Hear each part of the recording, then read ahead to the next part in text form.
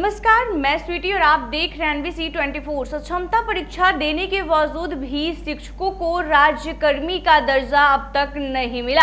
अब शिक्षक जो हैं वो मांग कर रहे हैं कि आखिर जो सरकार की जो शर्तें थी कि जब तक हम लोग सक्षमता परीक्षा पास नहीं कर जाते हैं तब तक राज्यकर्मी का दर्जा नहीं मिलेगा। लेकिन इतने दिन हो गए हैं सक्षमता परीक्षा देने के बाद भी जो है उनके परिणाम है वो भी घोषित हो गए। इसके बाद भी हम लोग को अभी तक राज्यकर्मी का दर्जा नहीं मिला। शिक्षकों ने मांग किया है कि परीक्षा का परिणाम जारी किए हुए 3 माह बीत गए लेकिन अभी तक उन लोगों को राज्यकर्मी का दर्जा नहीं दिया गया है।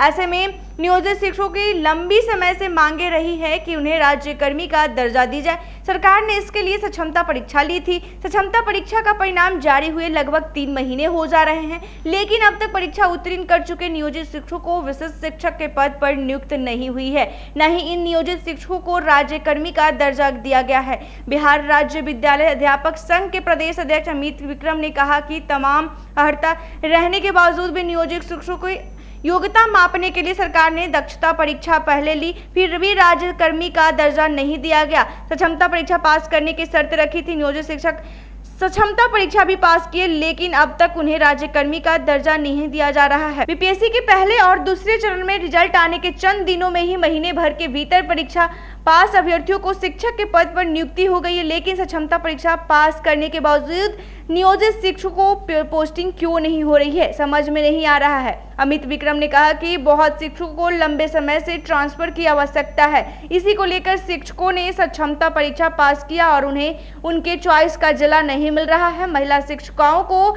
ट्रांसफर की जरूरत है। सरकार ने कहा था कि परीक्षा पास करने पर ही पोस्टिंग नई जगह पर कर दी जाएगी। उन्होंने कहा कि वह सरकार से मांग करते हैं कि जल्द से जल्द नियोजित शिक्षकों को विशिष्ट शिक्षक बनाया जाए और परीक्षा पास करने की तिथि से शिक्षकों को राज्यकर्मी का दर्जा दिया जाए। शिक्षक इसके लिए जगह जगह भटक रहे हैं लेकिन सरकार की ओर से काउंसलिंग की प्रक्रिया शुरू नहीं हो रही है, जिससे शिक्षकों में नाराजगी है। तो आपको बताते चले कि जिस तरीके से बिहार में जो शिक्षक हैं उन्हें राज्यकर्मी का दर्जा देने के लिए उनके सरकार की जो शर्तें थी कि पहले आपको सक्षमता परीक्षा देनी होगी, तो बता दें कि सक्षमता परीक्षा भी सरकार ने लिया लेकिन उसके बाद परिणाम भी घोषित हो गए। परिणाम घोषित होने के 3 महीने हो गए लेकिन अब तक शिक्षकों को राज्यकर्मी का दर्जा नहीं दिया गया। जी हाँ, ऐसे में जो शिक्षक हैं वो मांगे कर रहे हैं कि हमने जिस तरीके से सरकार जो है वो शर्त रखी थी कि सक्षमता परीक्षा होगी, सक्षमता परीक्षा के बाद ही परिणाम घोषित होने के बाद आप लोगों को राज्यकर्मी का दर्जा मिलेगा, लेकिन अब तक किसी भी तरह की कोई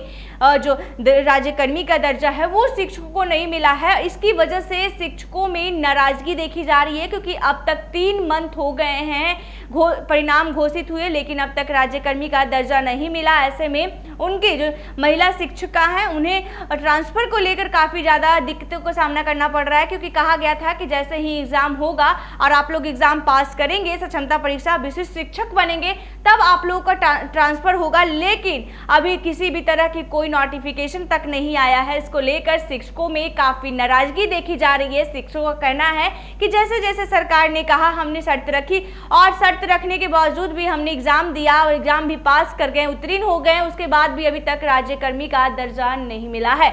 ऐसे ही तमाम खबरों के लिए देखते रहे एनवीसी 24। धन्यवाद।